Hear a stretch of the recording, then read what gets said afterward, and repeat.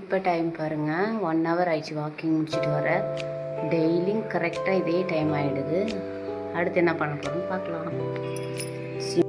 Beetroot juice ready பண்ணிடலாமா?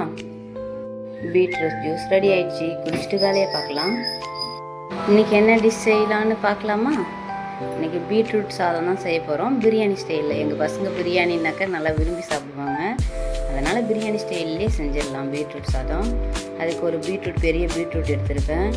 கொஞ்சமாக பச்சை மிளகா டேஸ்ட்டுக்காக எடுத்திருக்கேன். வெங்காயம், கொத்தமல்லி, புதினா கொஞ்சம், ஒரே ஒரு தக்காளி, பிரியாணிக்கு தேவையான ஸ்பைசஸ் எல்லாம் எடுத்துகிட்டு இருக்கேன். இங்கே பாருங்கள், பச்சை பட்டாணி நைட்டே ஊற வச்சுட்டேன், அதை எடுத்துகிட்டு இருக்கேன். அரிசியும் ஊற போட்டுருக்கேன். அவ்வளோதான். பாக்கெட் மசாலா தான் யூஸ் பண்ண போகிறேன். யூஸ் பண்ணி எப்படி வருதுன்னு பார்க்கலாம், எப்படி செய்யலான்ட்டு. இது வந்து ஆம்லேட்டுக்கு தக்காளி போட மாட்டேன், லஞ்ச் பாக்ஸ் கொடுக்குறதுனால தக்காளி போட்டு செய்ய மாட்டேன். எண்ணெயும் நெய்யும் ஊற்றிருக்கேன். பாருங்கள், சூடாகிடுச்சு. ஸ்பைசஸ் போட்டுக்கலாம்.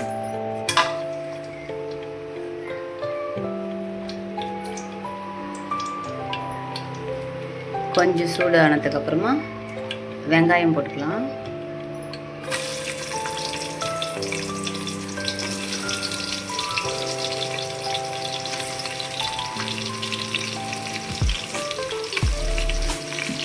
வெங்காயம் கொஞ்சம் நல்லா வதங்கட்டும்.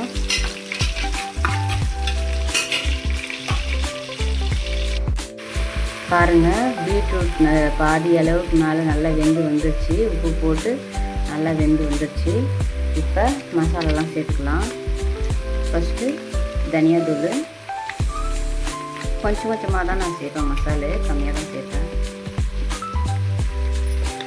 கொஞ்சமாக பிரியாணி மசாலா, ஏன்னா பிரியாணி டேஸ்ட்டில் வரணும் இல்லையா, அதனால் கொஞ்சம் பிரியாணி மசாலா. அப்புறம் நம்ம காரத்துக்கு தகுந்த மாதிரி மிளகாத்தூள், ஏற்கனவே பச்சை மிளகா போட்டுருப்போம் இல்லையா, அது கூட கொஞ்சமாக மிளகாத்தூள் போட்டு நல்லா வதக்கி விட்டுருவோம். வதக்கிட்டு அப்புறம் கொஞ்சமாக தயிர் ஊற்றி தண்ணி ஊற்றிடலாம்.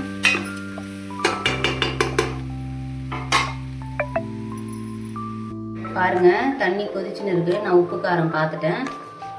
இப்போ அரிசி போட்டுடலாம்.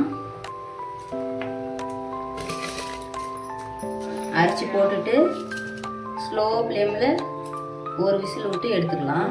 அப்புறம் எப்படி வந்திருக்குன்னு பார்க்கலாம். இங்கே பாருங்கள், ஆம்லேட் ரெடி ஆகிட்டு இருக்கு.